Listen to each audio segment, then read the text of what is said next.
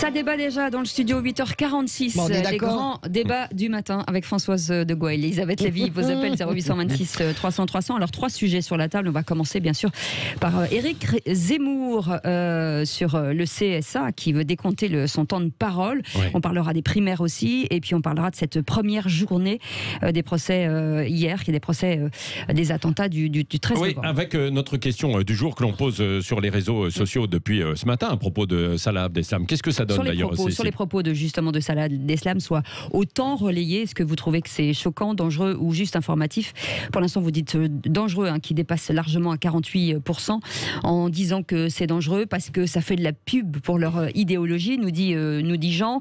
David nous dit le meilleur moyen d'en faire un héros aux yeux de ceux qui sont prêts à basculer. Jazzpot nous dit tribune pour le terrorisme, le huis clos devrait être prononcé. Ouais. Bon, on en débattra tout à l'heure. Vous pouvez nous appeler 0826 300 300. Également commenter l'interview d'Elisabeth Borne, la ministre du Travail, qui était là, où je l'ai interrogée notamment sur la pénurie de main-d'œuvre. Enfin, il y a quand même un gros problème. Près d'1 million d'emplois qui ne sont pas pourvus. Et elle a beaucoup insisté aussi sur les salaires dans certains secteurs qui devraient être augmentés. Le temps de parole d'Éric Zemmour doit-il être décompté? Oui, a dit le CSA hier quand il va intervenir dans les médias. Quelle est votre réaction, votre sentiment? Est-ce que le temps de parole d'Emmanuel Macron, qui après tout est tout aussi candidat qu'Éric Zemmour, c'est-à-dire il ne s'est pas déclaré, mais est-ce que le temps de parole d'Emmanuel Macron est décompté comme candidat? Je ne crois pas. Non, il est déclaré il est décompté comme président de la République. Oui, mais pas comme candidat. Donc, si vous voulez, je suis sûr qu'on peut trouver plein d'exemples. Anne Hidalgo, pas décompté encore. Non, mais le temps de parole d'Anne Hidalgo est quand même décompté. Pas comme candidate. Non, mais alors, en fait, il faut bien préciser les choses. C'est-à-dire qu'il y a deux types de décompte. Il y aura un décompte sur la campagne électorale quand tous seront déclarés. Et là, ce sera dans le cadre, en fait, de la campagne. Ensuite, il y a la pluralité, en fait, le pluralisme dans les médias, où là, l'ensemble, en fait, des gens qui font de la politique sont décomptés et il faut assurer un peu les équilibres. Pourquoi on ne décompte pas Françoise de Gaulle?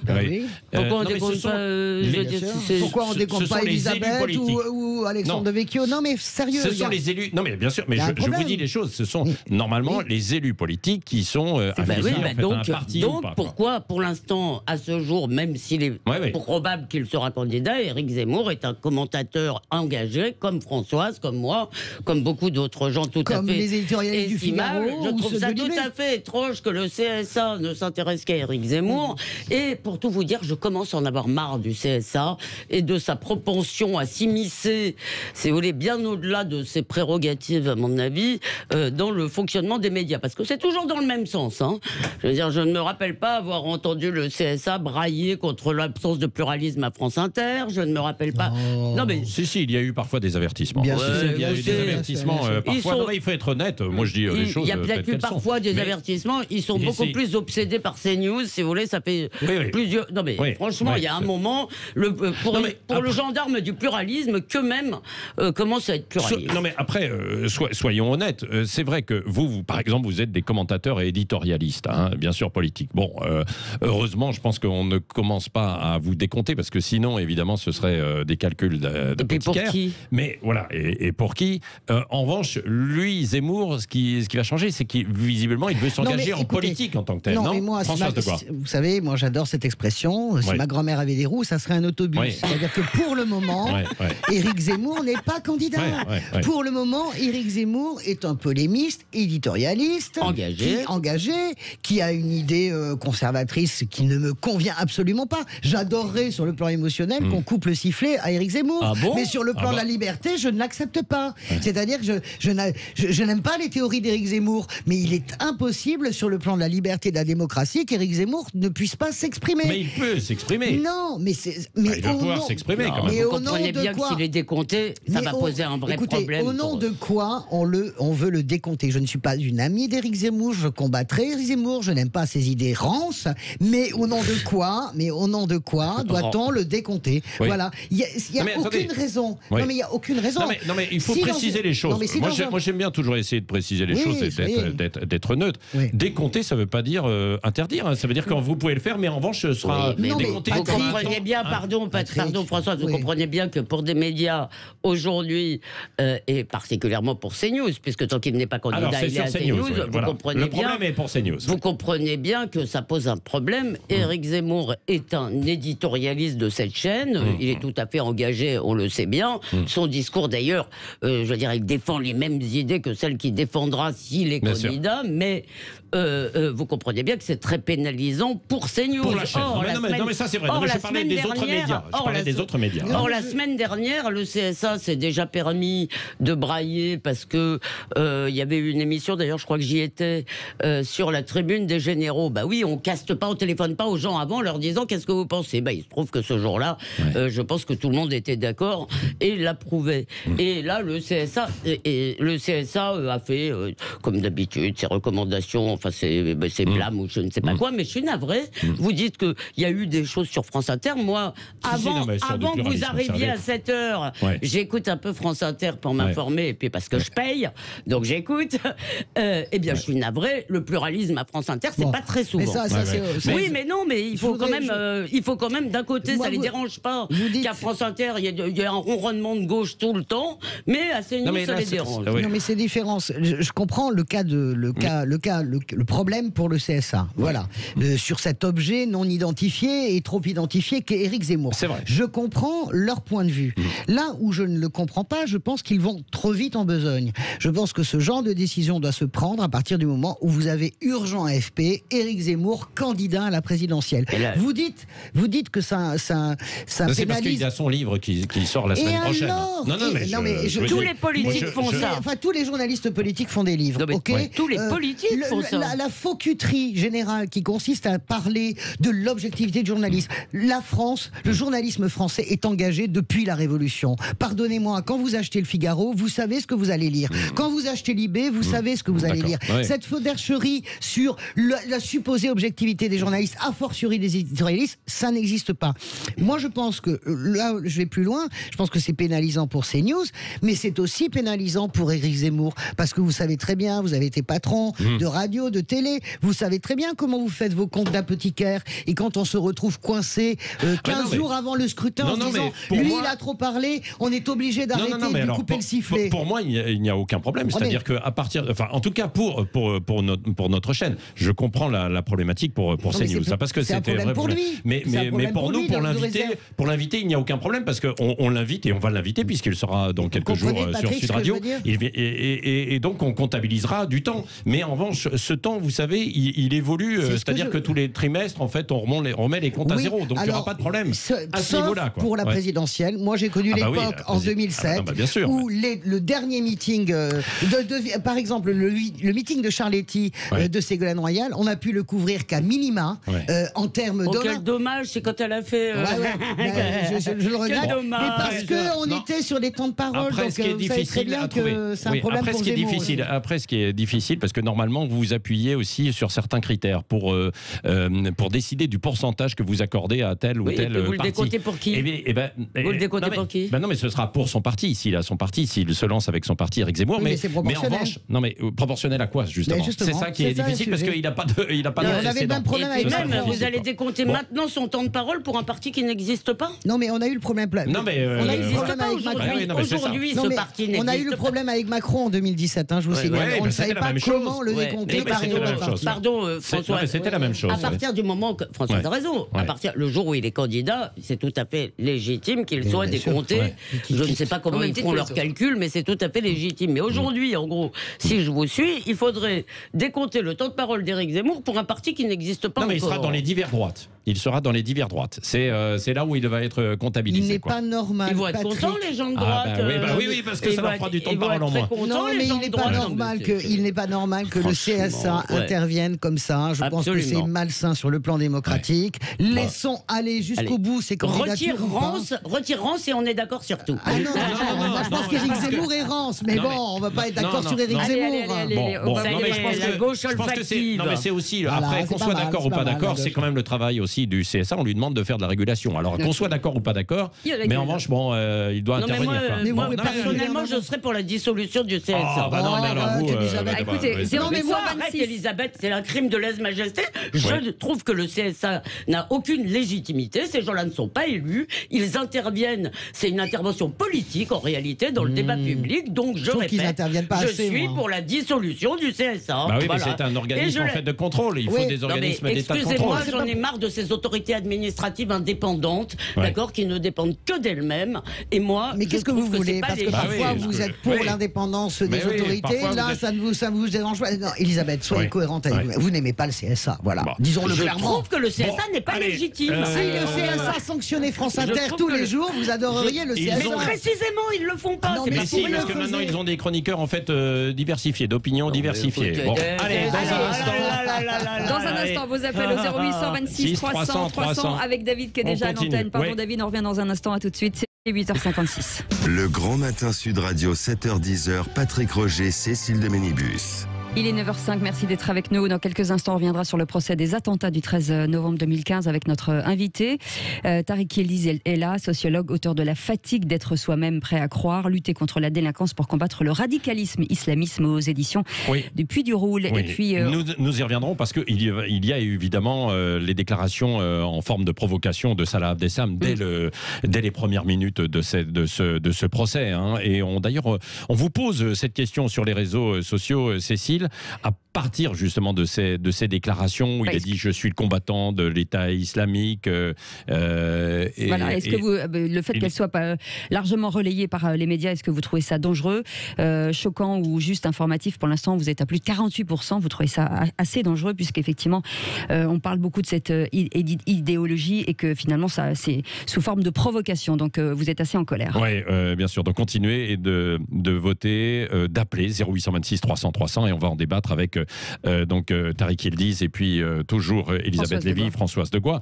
Alors on a parlé beaucoup d'Éric Zemmour tout à l'heure, on parlera peut-être de la primaire parce que Françoise Degois c'était ode à la primaire ce matin.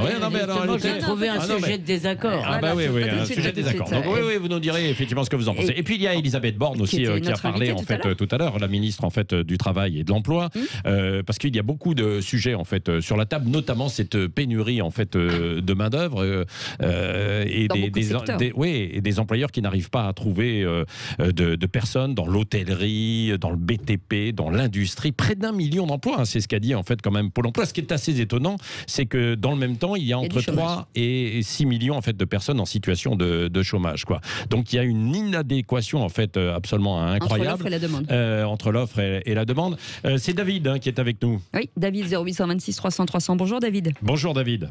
Oui, bonjour Cécile, bonjour Patrick. Oui. Il y a toujours Elisabeth Lévy. Oui, elle est toujours là. Françoise Degois aussi. Elisabeth, un petit clin d'œil pour Elisabeth que je suis chez Pascal Pro, qui me fait beaucoup rire. Bonjour. Merci. C'est le beau compliment, c'est pas sa fonction première. Si. Alors là, vous avez tort, Cécile. On ne peut pas me faire plus beau compliment. Faire rire ses contemporains, c'est bien. Elle est un petit peu radicale, mais en ce moment, c'est tout à fait légitime. Radicale, mais elle dit beaucoup de vérité. Voilà. Bon. Mais sur le contrat d'Elisabeth Lévy, comme Françoise Degois, j'ai rajouté humoriste. Hein, donc voilà. Bon, toutes les deux. David, oui. Alors, revenons plus sérieusement en fait au départ. Oui. Alors, je voudrais un petit peu rebondir un petit peu en arrière. Je suis désolé sur la ministre du Travail qui explique que des chiffres. Alors les chiffres, on veut bien dire ce qu'on veut sur les chiffres, mais voilà, chacun a une interprétation différente des chiffres. Les chiffres, ils viennent d'où en plus? Ce sont des instituts de statistiques qui sont mis en place souvent par l'État et ils prennent des chiffres qui viennent de leur propre maison. Donc le chiffre sur le chômage, sur la réalité de ce qui se passe actuellement, nous on est en plein dedans, on a les pieds, on est en pleine activité, à 100% activité. Parce que vous êtes dans quoi, David? Alors moi je fabrique, on essaye, parce que vous savez que les TPE, on n'a aucun représentant, on essaye de fabriquer des machines depuis 3 ans, des machines françaises face à l'hégémonie chinoise sur des trottinettes électriques. Vous avez vu le bond des trottinettes électriques, le marché il est exponentiel. Aujourd'hui, c'est des petites machines quand même qui sont très peu encombrantes, qui ont un impact au carbone qui est minime, et qui est l'avenir, hein, qu'on peut placer très rapidement dans une voiture, qui va dépasser le vélo. On a fait des études sur ça. Aujourd'hui, on peut générer 1 milliard d'euros d'économie avec ça, si on construit, si c'est un nouveau métier, hein, si nos jeunes sont intéressés par ce métier connecté qu'on appelle d'aujourd'hui. C'est un mi-chemin entre le vélo et donc, alors, mais vous avez besoin de main-d'œuvre, d'employés, de salariés, et vous en trouvez ou vous avez du mal à en trouver alors, justement? Alors, à chaque fois qu'on essaye de se rapprocher d'un politicien, ils sont tous. On n'a personne pour nous aider. Il faut monter des dossiers pour tout ça. Il faut ouvrir un nouveau métier, une nouvelle formation, former des formateurs, ouvrir des usines. Ouais. On a réussi à signer à Toulouse avec 3 usines. Hein, je vais les citer, Realtech, Techli, qui ont perdu des contrats avec Airbus. Il y a eu un mal pour un bien pour nous, pour les petites entreprises comme la nôtre qui avaient besoin de pièces. Et pour l'instant, ils faisaient que des pièces Airbus. Aujourd'hui, on peut faire de la trottinette jusqu'à 90% on monte. Mais personne nous aide. On n'a même pas de politiciens à côté qui viennent nous monter des dossiers ou des personnes, de fonctionnaires qui nous appellent. Vraiment, les TPE, ils sont laissés à l'abandon. Aucun représentant, pas d'aide. Moi, aujourd'hui, j'ai un code APE. Vous savez, l'Institut l'INSEE, que tout le monde en parle. Il se trompe de code APE au moment où vous demandez les aides. Vous n'avez pas d'aide, puisque vous se trompez de code APE. Un an pour changer le code APE. David, si je vous écoutais, c'était le sens d'ailleurs de mes questions tout à l'heure à la ministre en fait du Travail. Est-ce qu'il y a une adaptation aussi des services en fait de l'État? Qu'est-ce qu'ils doivent faire face à ce problème? C'est-à-dire qu'on a des gens sans emploi dans beaucoup de secteurs et à côté de ça, il y a énormément de gisements d'emploi et des employeurs comme vous, on en a tout le temps, tous les jours, qui nous appellent. D'ailleurs, c'est pour ça qu'on a lancé un nouveau rendez-vous à 10h moins le quart chaque jour qui s'appelle La France à vos côtés, qui n'arrivaient pas à trouver en fait de gens. Alors des gens qui sont certes qualifiés ou pas forcément qualifiés. Donc où est le problème quand vous avez vous adressez en fait à des gens qui sont au chômage, vous, David? Alors, voilà, le problème, c'est que moi, aujourd'hui, j'ai eu 4 stagiaires, enfin, jusqu'à maintenant, 4 stagiaires pour des bacs pro, 3e année. Hein. Ouais. Bon, forcément, ce qu'ils apprennent à l'école, c'est pas forcément ce qui se passe aujourd'hui. Ouais. Aujourd'hui, il y a un gros vivier de demande d'emploi, mais il y a tellement de... Vous savez qu'il y a des points de formation qu'on accumule. Et les formations, ça vient de partout. On peut faire des formations. Vous pouvez vivre pendant 20 ans sur des formations en France, et être payé que par des formations et ne jamais travailler. C'est un système qui est complètement... C'est un bordel complet, total. Pourquoi aujourd'hui, de toute façon, on peut rien demander. Ils sont tous axés sur la crise sanitaire. Vous allez demander quoi? C'est un bordel de partout. C'est très dolosif. Hein. Vous connaissez, en droit des contrats, on apprend à la fac le Doyle. Aujourd'hui, on vit un Doyle. C'est faire croire vrai ce qui est faux, faux ce qui est vrai. Où est la vérité? On entend de tous les sujets, il n'y a aucune vérité. Chacun a sa vérité, mais la vérité, c'est vrai. David, merci de votre témoignage. Alors, il y a aussi, dans certains secteurs, aussi des efforts qui doivent être faits pour attirer avec des salaires. Mais c'est vrai que dans le secteur de l'hôtellerie, c'est assez incroyable, puisque aujourd'hui, beaucoup des employeurs, la restauration, l'hôtellerie-restauration, tout ce secteur, eh bien, beaucoup des gens ne veulent pas travailler ni le soir, ni le week-end. Or, évidemment, les repas, que ce soit les déjeuners ou les dîners, c'est plutôt le soir ou c'est plutôt le week-end. Donc, c'est un gros problème. Merci, en fait, de votre témoignage, en tout cas, David. On va reprendre le débat dans un instant. On va s'intéresser, donc, juste après une courte pause, cette première journée de procès des attentats du 13 novembre. Allez, on vous retrouve dans un instant. N'hésitez pas, 0826 300 300. Le Grand Matin Sud Radio, 7h-10h, Patrick Roger, Cécile de Ménibus. Il est 9h16, les grands débats du matin, ça continue, toujours avec Elisabeth Lévy, Françoise Degois. On va revenir sur la stratégie et puis les phrases de Salah Abdeslam avec notre invité ce matin, Tariq Yildiz, sociologue, autour de la fatigue d'être prêt à croire, lutter contre la délinquance pour combattre le radicalisme islamique, aux éditions du Puy du Rôle. Oui, absolument. Et avant d'en débattre avec vous, Tariq Yildiz, et pour que tout le monde ait bien ces petites phrases en tête, factuelles avec vous, Félix Mathieu, sur ce qui a été dit hier. Hein. Oui, alors que la Cour lui demandait de décliner son identité, Abdeslam a déclaré, je cite, « Il n'y a pas de divinité à part Allah et Mohamed est son messager ». Interrogé sur son métier, il a répondu aussi avoir, je cite toujours, « délaissé toute profession pour devenir un combattant de l'État islamique ». Les enquêteurs étaient habitués à ces silences depuis son arrestation. Pourtant, cette fois, l'accusé de 31 ans n'a pas hésité à prendre la parole, même quand il n'y était pas invité. Oui, et puis il y en a un des co-accusés qui a fait un malaise et il s'est lancé dans une vindicte contre la justice française. Oui, en voyant un de ses co-accusés faire ce malaise, debout, il a enlevé son masque, pointé son doigt vers les juges en criant notamment que les accusés étaient, je cite, traités comme des chiens. De son côté, le président de la Cour, Jean-Louis Perriès, imperturbable, lui a rétorqué à un autre moment, ici on n'est pas dans dans un tribunal ecclésiastique, on est dans un tribunal démocratique. En tout cas, aujourd'hui, la cour d'assises spéciale doit poursuivre, comme hier, l'appel des parties civiles. Les témoignages de rescapés, de proches des victimes débuteront dans 2 semaines et demie, le 28 septembre. Oui, merci pour ce factuel, Félix Mathieu. Tariq Yildiz, que cherche à faire et à prouver Salah Abdeslam à travers ses déclarations ? Finalement, rien d'étonnant. Oui. Lui, on ne parle pas le même langage avec lui. Il voulait dire par là qu'il ne reconnaît pas la justice française, qu'il ne reconnaît pas la justice ici-bas, et que pour lui, il n'y a qu'une seule justice qui compte, c'est la justice divine. Et par ces mots-là, en fait, il ne fait que confirmer cet élément-là, qui est finalement très cohérent avec l'ensemble du parcours, et puis ce qu'il a déclaré jusque-là. Alors c'est vrai que dans les interrogatoires, il a privilégié le silence, mais là, il y a une tribune y compris médiatique, et puis il s'adresse aussi à ceux qu'il considère comme étant ses alliés et ses co-religionnaires. Ouais, et donc c'est une volonté délibérée, quoi, probablement, d'utiliser cette tribune, quoi, non ? Bien sûr, mais finalement, rien d'étonnant. C'est-à-dire qu'il est dans son rôle de dire il y a une seule justice, c'est la justice divine, tout le reste, j'en ai rien à faire, et puis vous n'êtes pas légitime pour me juger.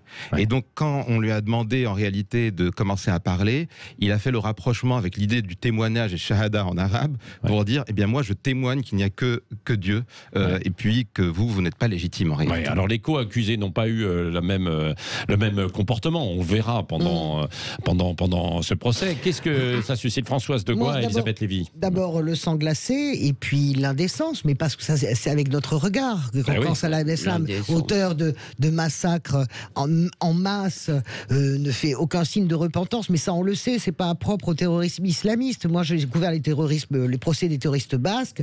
Vous avez Bader Meinhof également, il n'y a pas de repentance. On va jusqu'au bout de l'idéologie. Ça dépend lesquels. En tout cas, il y a eu quelques repentance chez les brigadistes rouges, mais les auteurs d'attentats, les assassins, les sanguinaires ne se repentent jamais, que ce soit Pérez au Pays Basque ou que ce soit Bader Meinhof. Je voulais dire juste que moi j'ai été très heurté bouleversé, car j'ai été dans l'idée que Abdeslam garderait le silence, en tout cas qu'il ferait peut-être une phrase, mais qu'il ne transformerait pas cela en tribune politique, en tribune militante. Je suis en train de me demander, mais alors ai-je tort, je trouvais que ce procès était une chose formidable. Je suis en train de me demander si on n'a pas eu tort finalement de tellement médiatiser et d'offrir... Médiatiser, vous dites, c'est ça ? Oui, et d'offrir finalement sur un plateau d'argent une telle tribune médiatique à quelqu'un qui, à mon avis, va pas s'arrêter. Elisabeth Lévy et Tariq Yildiz. Moi, je suis assez fascinée à la fois par l'indignation et par l'étonnement. Il était évident, si vous voulez, un procès. Alors moi, je crois qu'on parle trop de ce procès en général. Ça va durer 9 mois. Et comme je l'ai déjà dit, je ne suis pas sûr que ce sera aussi historique que ce qu'on nous explique. Non, le terme est peut-être effectivement trop fort. Même, je trouve qu'effectivement, peut-être ce procès, les attentats étaient un événement historique, le procès, bon. En revanche, je suis comme Tariq Yildiz, dont je salue les travaux par ailleurs. Je suis comme lui, je ne suis pas du tout étonné et je trouve que Abdeslam est conforme à son rôle, mais surtout, je suis pas du tout d'accord avec tous les gens qui disent attention, c'est dangereux. En fait, je veux dire, pour la plupart des gens, comme vous et moi, eh bien, ça va faire l'effet de repoussoir s'il y en avait besoin. Et c'est exactement le même débat, ou en tous les cas, c'est un débat proche de celui qu'on a eu au moment de la publication de Mein Kampf. Je ne crois pas que lire Mein Kampf rende nazi n'importe qui. Je crois que les gens qui vont être séduits par les propos d'Abdeslam ou les gens qui vont l'admirer sont des gens qui partageaient déjà son idéologie. Je vous invite d'ailleurs à lire le livre de Morgan Sportes qui parle d'un petit réseau de djihadistes, si on peut dire. Et donc, si vous voulez, oui, effectivement, ce type, c'est même pas, pour lui, il est dans son idéologie. Françoise s'étonne, elle trouve que c'est indécent, mais ce qui est indécent, c'est d'avoir participé. Pardon, Françoise, pardon. Vous avez dit indécent. Sur ce traitement, sur les reproches qu'il fait sur le traitement, évidemment pas sur ce qu'il dit, les reproches qu'il fait sur le traitement. Elisabeth Lévy, Françoise Degois, Tariq Yildiz, en fait, il est dans une défense et une stratégie de rupture. Oui, clairement. Mais encore une fois, il y a en effet rien de nouveau. En revanche, c'est vrai que dans le cadre d'un processus de radicalisation, il va s'adresser à des gens qui ont un fond culturel qui est à peu près similaire et qui peuvent avoir un peu de sympathie. Et dans ce contexte-là, ça peut favoriser ce processus-là. Pas le déclencher. Là, je suis assez d'accord. C'est-à-dire qu'on va pas, quelqu'un qui est à peu près normal, entre guillemets, va pas se lancer là-dedans parce qu'elle a écouté. En revanche, il va dégager une force et une puissance qui attire chez cette population-là. Chez cette population qui potentiellement pourrait basculer. Qui peuvent basculer. basculer, quoi. En écoutant ce discours, et on le disait aussi parce qu'il y a ce qui se passe en fait en Afghanistan avec les talibans qui ont bouté hors du territoire donc les Américains en se disant, vous voyez, on est plus fort, quoi. On a la puissance, une certaine puissance divine, quoi. C'est ça. Et il y a quelque chose qu'on a perdu de vue en France, c'est la puissance de l'idéologie, la puissance des convictions idéologiques. On a eu ça à une époque avec le communisme, avec une culture en fait qui allait jusqu'à transcender l'individu, de réfléchir plus qu'à soi-même à une cause qui nous dépasse. Alors là, évidemment, la cause, on la trouve tous dramatique, mais il y a cette puissance-là aussi qui attire beaucoup. Moi, cette pardon, mais et cette idéologie. Moi, je parlais de l'indécence sur ces conditions de traitement. On se souvient que Carlos avait, le terroriste Carlos, Garcin Charles, enfin, avec un certain CV à son actif, avait fait ce reproche. Je trouve indécent. La rue Marbeuf. Non, Marbeuf et la Garcin Charles, à Marseille. Ce que je trouve indécent, c'est ce qui m'inquiète. C'est la façon, la stratégie qu'a décidé de suivre. Ce n'est pas une stratégie du silence, c'est une stratégie du bruit, de la conviction, du déclaratif, sur tout sujet. C'est ça qui me pose un problème. Donc il n'a pas suivi la stratégie que vous vouliez qu'il suive. Non, pas du tout. J'ai pas dit ce que je veux. Je vous dis juste que là, on est parti. Françoise Elisabeth et Tariq Yildiz, et pour les auditeurs, on va avoir un auditeur qui va réagir dans un instant. Il ne faut pas oublier, on l'a vu à travers un rapport qui a été publié il y a quelques temps aussi, que Salah Abdeslam, alors il dit on est traité comme des chiens en prison, mais lui-même en prison, Tariq Yildiz, il a fait du prosélytisme, quoi, comme le font aussi beaucoup d'islamistes, quoi. Oui, mais bon. Évidemment. Et par contre, ce qui est très intéressant dans ce qu'il a dit, c'est qu'il a dit, mais je me suis pas plaint. Parce que lors de la résurrection, de toute façon, vous allez devoir me rendre des comptes. Oui. Même en disant ça, il veut dire, bon, en fait, quoi que vous fassiez, moi, ce qui m'intéresse, c'est la justice divine. Je me fiche complètement de ce que vous faites.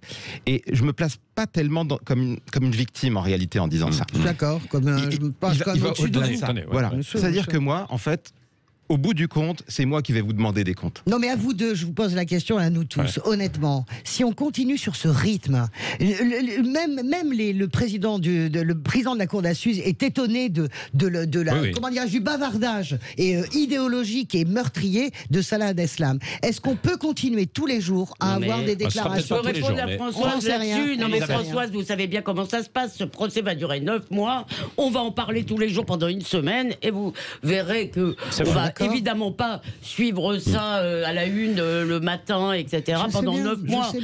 Je sais bien, par ailleurs, moi, je pense qu'il y a aussi des gens qui peuvent être je parle pas que des gens normaux, simplement comme vous et moi, c'est-à-dire que ce type, vous dites, il se victimise pas, mais ce type qui est genre, il a là avec lui et puis il dit, je suis traité comme un chien, on a envie de lui dire, ma pauvre floute.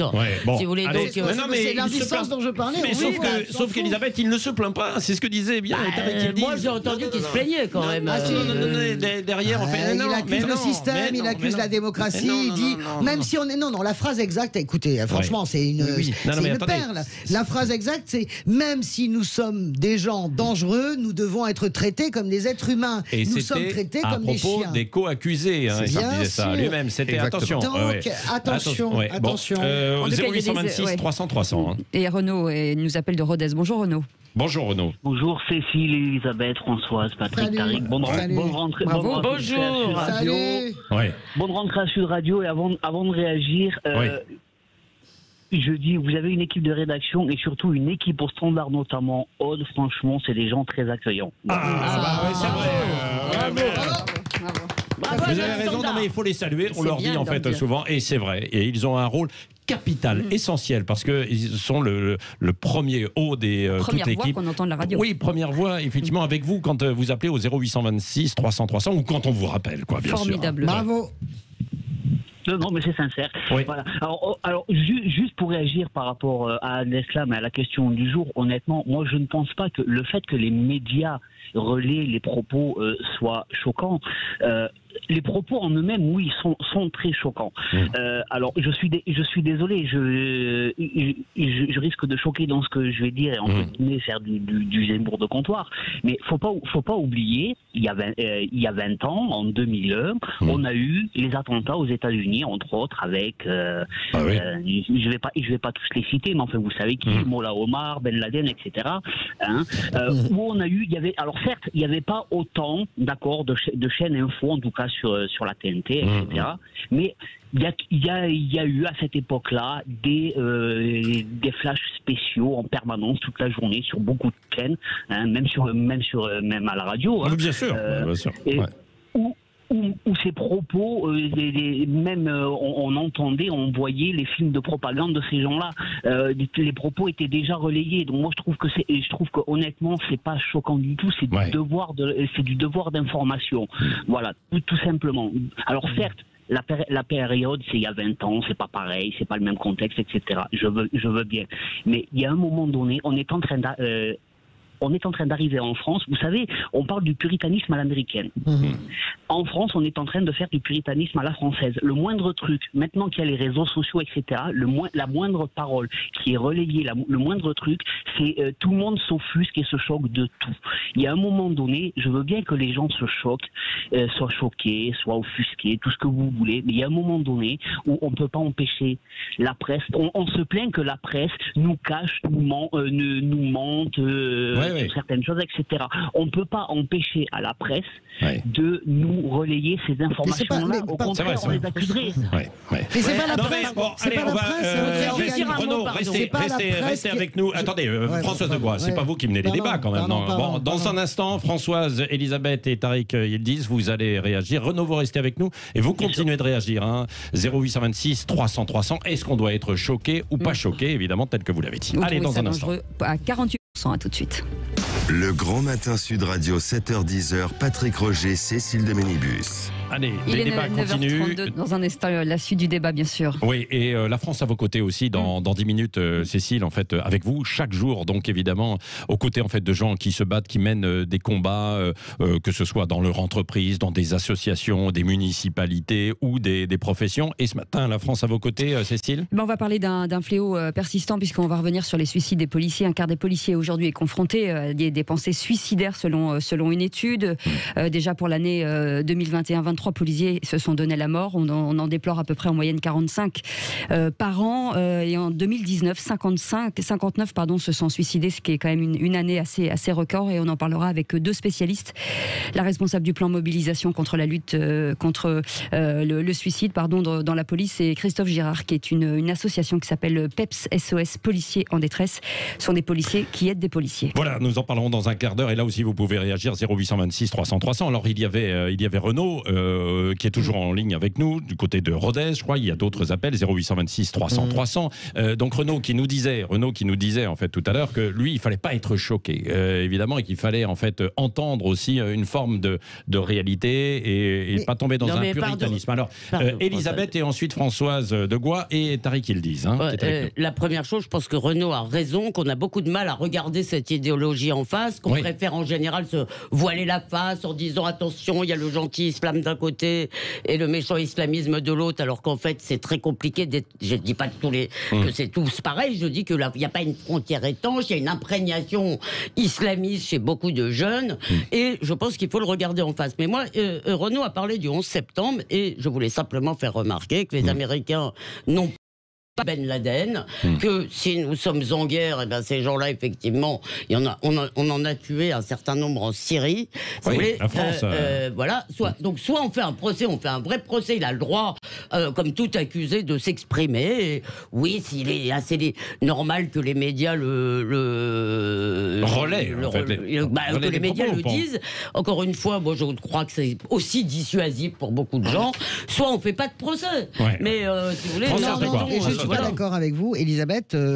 Sur Ben Laden, c'est vrai que les Américains auraient eu l'opportunité de l'arrêter. Ils l'ont éliminé, disons-le clairement. Ils l'ont éliminé, ils ont choisi la stratégie d'élimination. Et le Tchétchène qui a tué Paty a été tué.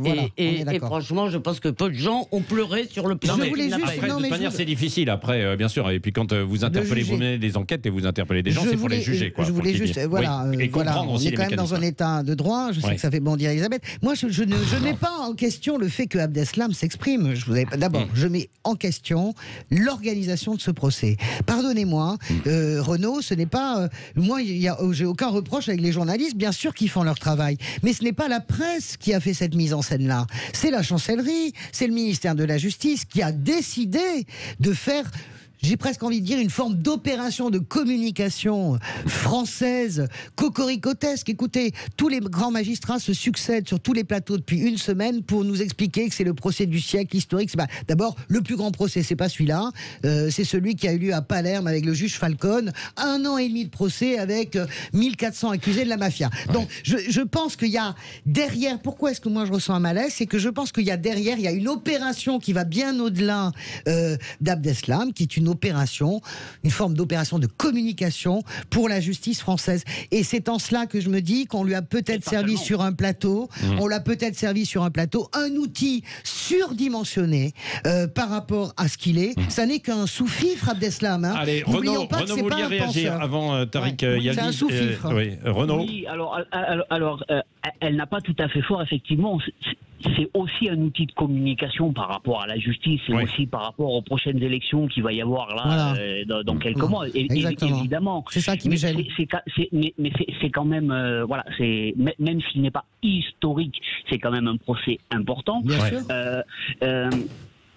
Certes, Ben Laden, les Américains ont décidé de l'achever et il n'y a pas eu de procès, d'accord. Mais pour moi, si vous voulez, c'est l'un et l'autre, en fait, pour moi, c'est la même chose. À partir du moment où sur les chaînes à l'époque, on a retransmis toutes ces vidéos de propagande de Ben Laden, Mollah Omar, etc. On leur a laissé en fait une vitrine aussi de. Donc en fait, la seule chose qui change aujourd'hui, en dehors entre guillemets cette intention malsaine pour la justice et ses prochaines élections. Le seul truc qui change, c'est qu'aujourd'hui, on a plus de chaînes d'infos en libre accès, puisqu'avant c'était tout sur le câble et tout. Ouais. Maintenant, on a plus de chaînes en libre accès et les réseaux sociaux, Internet, etc. C'est la seule chose qui change. Juste l'époque qui change. En dehors de ça, les personnes sont exactement de même profil. La société est plus ou moins la même. C'est pour ça que moi, honnêtement, je dis qu'il ne faut pas se choquer des médias. Les propos sont choquants, clairement, évidemment. Ouais. Effectivement, mais ça montre une certaine réalité, Renaud. Hein, c'est ça aussi. Mais bien sûr, effectivement, qu'il y a une certaine radicalisation d'une partie de la société, etc. Mais moi, je ne pense pas que ce soit les médias qui en soient la cause. Merci, Renaud. Tariq Yaldi, on va poursuivre justement avec vous, parce que vous êtes aussi spécialiste en fait de toutes ces questions autour du radicalisme islamiste. Salah Abdeslam a donc décidé, lui, de se présenter avec une barbe longue, etc., qui dépasse en fait de son masque, alors que les autres co-accusés ont choisi une tenue beaucoup plus à l'occidentale. À quelle catégorie de population ils veulent en fait s'adresser, en tout cas pour Salah Abdeslam? Pour Salah Abdeslam, clairement, il est dans son processus jusqu'au boutiste, c'est-à-dire que pour lui, c'est quelqu'un de convaincu et c'est quelqu'un qui a atteint un stade assez suprême, en fait. C'est-à-dire que je trouve que ce procès, je ne vois pas qu'on aurait pu faire autrement que de ne pas en parler. Et pour lui en particulier, pour cette question, je trouve qu'il y a une dimension très instructive. C'est-à-dire que on voit que dans son parcours, c'était un petit délinquant au départ, pas beaucoup de confiance en lui, il n'était pas entre deux cultures, il n'avait pas de culture. Et puis à la place, il a adopté une nouvelle culture en réalité, une nouvelle idéologie. Il a remplacé le vide idéologique par quelque chose de très puissant, et c'est à travers ça en fait que là il se sent légitime pour en parler, pour parler à ceux qui pensent pouvoir convaincre. Et c'est dans cette dimension-là qui s'inscrit. C'est ça qu'il faut essayer de comprendre, c'est-à-dire que c'est des gens qui se revalorisent à travers cette idéologie. Il a confiance en lui par sa tenue, par ce qu'il dit, par son discours. Et peut-être aussi revenir la particularité par rapport au procès de précédent, c'est-à-dire Mera ou de Charlie. Est-ce qu'il y a une particularité de celui-ci, selon vous, Tariq Yaldi?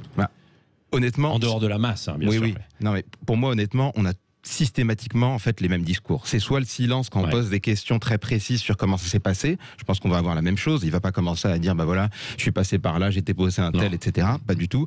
En revanche, quand il y a l'occasion de réaffirmer ce qu'on pense être la vérité, de dire que vous n'êtes pas légitime, qu'il n'y a que la justice divine qui est présente, bah là on a les mêmes discours. En plus, on a les mêmes profils. des gens qui étaient des anciens délinquants, qui ont traîné dans ce monde-là, qui sont revalorisés à travers une idéologie et qui essaient d'en faire la publicité d'une manière ou d'une autre, mais en étant complètement convaincus, très profondément convaincus. Il y a une différence majeure, c'est que c'est le seul procès où il y a un protagoniste. Oui. Ça n'était pas le cas pour le procès Mera, ça n'était absolument pas le cas. Direct, quoi, c'est ça, bien sûr. Oui. C'est là que la chose est historique d'une certaine manière. Alors qu'on était beaucoup plus sur des complicités, des co-accusés.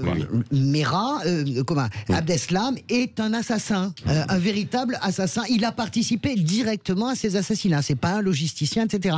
C'est pour ça que, voilà, à manier avec précaution. Merci Françoise Degois, Elisabeth Lévy et vous, Tariq Yildiz. Je rappelle en fait votre livre De la fatigue d'être soi au prêt à croire, lutter contre la délinquance pour combattre le radicalisme islamiste. Et moi j'adore ce livre, il faut le lire. Aux éditions du Puy du Rôle. Merci en tout cas d'être venu. On continuera quand même, quoi qu'il en soit, d'en parler évidemment de ce procès et de ces déclarations. Pas tous les jours pendant 9 mois. Peut-être pas, et sans doute pas, et probablement pas, et certainement pas, évidemment, tous les jours. Merci Elisabeth Lévy.